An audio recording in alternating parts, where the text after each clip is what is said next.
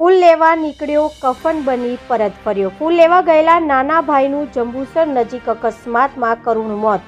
જંબુસર તાલુકાના વાવલી ગામે રહેતા દેવાંશભાઈ સુરેશભાઈ ઠાકોર પોતાના મોટા ભાઈના લગ્ન પ્રસંગને લઈને જરૂરી તૈયારીઓ માટે જંબુસર શહેરમાં ફૂલ લેવા આવ્યા હતા। લગ્નને લઈને પરિવારમાં ખુશીનો માહોલ જામ્યો હતો, પરંતુ તેવામાં જંબુસર પાદરા રોડ પર વ્હાઇટ ડાયમંડ નજીક તેમની બાઇક અને સામે તરફથી આવી રહેલા આઈસર ટેમ્પા વચ્ચે અથડામણ સર્જાઈ હતી। પ્રાથમિક માહિતી મુજબ અકસ્માત જોરદાર ટક્કરથી થયો હતો, જેના કારણે દેવાંશભાઈને ગંભીર ઇજાઓ પહોંચી હતી અને ઘટના સ્થળે જ તેઓનું મોત નીપજ્યું હતું।